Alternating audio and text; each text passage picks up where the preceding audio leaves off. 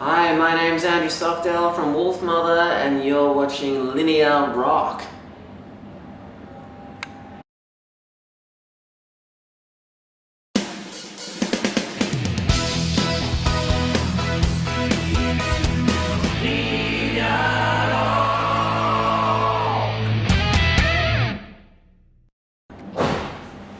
Hi Andrew, welcome back to Milan, welcome to Linea Rock. Pleasure, thank you. Always a pleasure to have you here. Yes, thank you. The tour is passing through Milan tonight, and actually this is not the first time you come to Italy. You've been here every album.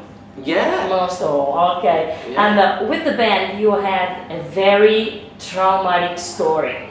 Let's say you started in the year 2000, then 2005 you had debut album, then you disbanded, then you were back together, then it was briefly like a solo project, then you decided to stick with the name which actually belongs to you since you're the main songwriter and player in the band. Yeah. So is this new album titled Victorious like a title that tells a story and sum up, what you've been through, and you're finally winning? Yeah. Well, I guess you could say so. I think, like, the way I see Victorious is like, life is kind of like full of small victories. Like sometimes just waking up in the morning is enough, like you walk around in Milan and you see people, one leg and begging for food or whatever, and you kind of think it's just like more of a grateful just to kind of be able to do what I do and live my life and enjoy it, but I wouldn't say I'm like, I'm a winner and I'm okay. You know what I mean? Alright. How different is now for you the approach, since you've done pretty much everything on your own on this record? Yeah. So can we still consider this a band, or you actually act differently? This is what I've been doing for a long time. Hey, I mean, I just didn't talk about it, or I didn't kind of promote that fact, because but now when I see a lot of other bands out there, where it's one guy who does everything and then the band plays it, I thought, well, I'm going to start saying that's what I do. Okay. So I thought, Cosmic Egg, I listened to a lot of the demos from that just yesterday, and I was like, I demoed the whole record before I even had a band. Okay. Yeah. And with the first record, Vagabond, Woman, Joker and the Thief, Where Eagles Have Been, Tales from the Forest of Gnomes. A lot of these songs I brought forward riffs and ideas to the band. So I've kind of been, doing it in silence. All right. The whole time. You just mentioned it. Actually, you are definitely a riff maker. Is the riff like the core of a song in your conception of a song? Is it always the spark for you? I think for the, look at songs like Joker, Victorious, Gypsy Caravan, Simple Life, those riffs drive the songs, and everything kind of works to complement the riff, So I'd say that's the starting point for sure. Okay. You are a guitarist and a singer as well. Which vocation came first for you? Guitar or the voice? And Guitar was so. It was just you approached the vocals just because you needed a singer and you couldn't find the right one, or it was like a natural progression. Well, I was in a few other bands where I was just a guitarist. Okay. And a few ones where I was a singer, but I didn't think I was a good singer. I thought maybe someone could do a better job, or And even, I mean, before we started Wolfmother, I remember with the original guys, we were like going to make some ads to audition singers. And then that never happened. Okay. But before I started Wolfmother, I made a solo demo, and I just started singing, and that's how I became a singer, because I just wrote these songs and I was like, I'm gonna sing these, yeah. And how many guitars do you own at the moment? And you stick actually with the same models in the studio and on tour, or you also like to experiment new sounds, you know, despite your vintage sound and style? Yeah. I have about 35 guitars. Yeah. Wow. Yeah, I've got a lot of guitars, and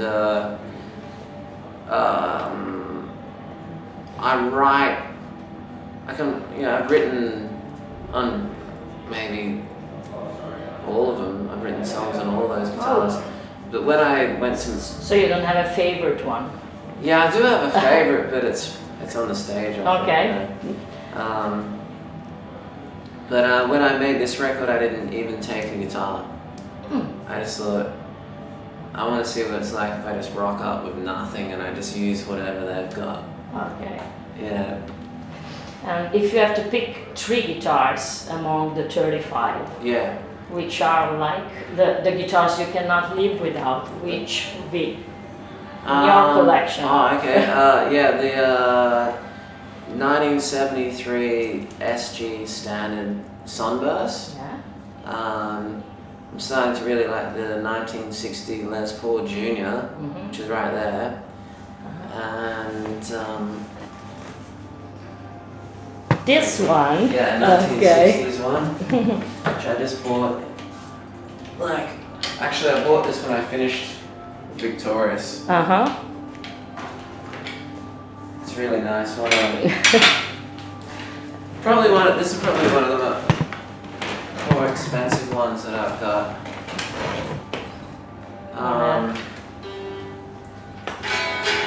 So those two. Okay, those two, and then the third one will be? Number 3. Number three. Probably my flamenco guitar, my acoustic, that I've had since I was like a teenager. Which model is that? It's an Aria. It's a Japanese-made flamenco guitar. Okay. Yeah. You've been compared to Led Zeppelin and also to the Who, Black Sabbath, Blue Cheers, and since the beginning. Is that a heavy comparison, to have, or it can be? I mean, do you think it fits first, and do you think it's like a big responsibility, like to have a comparison like that to Led Zeppelin? Well, I think it's just like you play electric guitar and you play like grooves and things like that, and I think it's like you're in that genre, you're with those people, but those bands, which is a massive honor and a huge compliment for people to associate us with the greats of rock and roll. It's fantastic. I love it. Though in time, it's like you want to kind of find your own style and your own voice, And I think now it's like you can say, oh, we sound like this, and you say all that, but if we weren't here tonight, you wouldn't be seeing a Wolfmother show. And I don't know, you'd probably see something else that is completely different.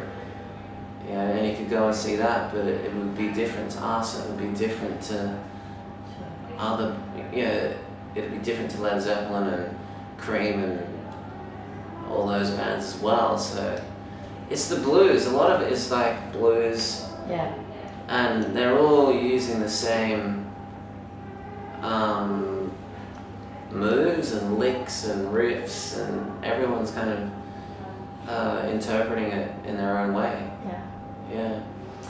With Wolfmother, actually, you came first in the classic rock revival scene, let's call it like that, which includes, rival songs, The Answer, Temperance Movement, also maybe Blackberry Smoke we can fit in. Do you feel some way responsible for that revival, scene, since you were the first? And is there any new band that you feel is following the same path, of Wolfmother? Like you did it 16 years ago, so it's been a long time. Oh yeah. Well, I mean, you can hear like the band, these guys, Electric Citizen, said they came to they drove 3 hours from some place that they live in America to see our gig in Cleveland, and now they're a band that's touring the world. I've met a lot of bands who are like some that you just mentioned, who I won't say who they are, but they're like, oh, I saw you in the early days, and I think when we started and you sell like 1.6 million records, then other people gain the confidence to think that they'll have an audience, and that they can play the music that they love, and it won't be like a joke or it won't be uncool. And they can like have fun with it, and they'll get a record deal, and then the record company's like, this band's selling, so let's get some more. So it kind of, everyone benefits, it's like when like, not anywhere near on the same scale, but like, when Nirvana and Pearl Jam, and then everyone wants a grunge band, and then, like I had A&R guys going, what do you think of this band? What do you think of this, Royal Blood, or, my people who I know in the industry have like signed looking for another Wolfmother. Of course. And I could reel off a list of people, but they probably hate me for it. Why do you think there's so much need of revival nowadays at this point of the rock history? Why now? Because like,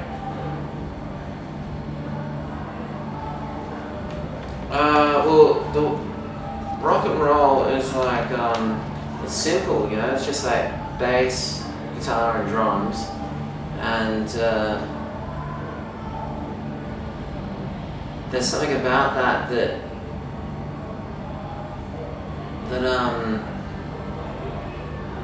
is accessible and simple and doesn't require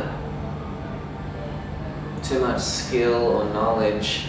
And it can like, and it's like honest, and it's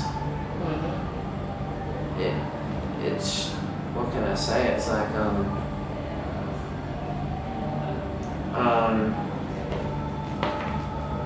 and the other thing is, it's like, it's cool. I see all these bands who like indie bands. And like, or even people who started off as indie bands or folk bands or whatever, and then you see by the time they get to like the 5th record or something, they want to sound like The Who. They want to sound like Neil Young, or they want to sound like Black Sabbath. And because it's like when they were kids, or that's what really spoke to them. So it's like, it's got some kind of, even Bob Dylan, you see Bob Dylan playing now and he's like doing Elvis moves. It's like he wants to be Elvis. It's like, it's always like, I think rock and roll is like, it's like casual and it's fun. Okay, even John Lennon. Yeah. By the end of his career, like he made the rock and roll record. Like John Lennon wanted to be Elvis. It's like everyone, when in doubt, after the 80s, after the electro thing, after the folk thing, people go back to rock and roll because they're like, that was fun. Okay, last question for today. As a fan of AC/DC, which you always, say is one of your main influences, you also played with them, you're Australian. What's your point of view about Axl Rose joining them for the tour? and mainly about how Brian Johnson was fired from the band. Is there still room for true and pure human partnership when a career reaches so high levels? What do you think? Is there still room for what? For a human, for heart and soul. The fact that you've been together 36 years and there was a problem, you fire your singer. So that's. And what do you think about Axel joining them? Is that? Well, I think it's like, what's the word? No comment. No. I'm just trying to think. Music. It's like, it's a double-edged sword, because like people say it's all over and it's all this and then it isn't, and I've had the same thing happen to me. It's like people go, good luck, we quit, we're out, sure, screw you, and then it's like, it gets bigger. If you keep going, you can continue. And I think it sounds heartless, doesn't it? It sounds horrible. It sounds good. But Neil Young has continued with. He's had band members die, and he's continued. You look at like there's so many bands that have had changes or whatever, and I don't know what people are like behind the scenes. I don't know what people do or how they communicate or but from what I've met from Brian, he seems like a really nice guy. I mean, I thought he was like one of the friendliest out of the band, so it does seem a little bit dramatic, but who knows? Who knows what goes on behind? Who knows how much was going on? But so I don't know. I can't judge. Okay. Thanks so much, Andrew. Thanks for your time. Thank you so much.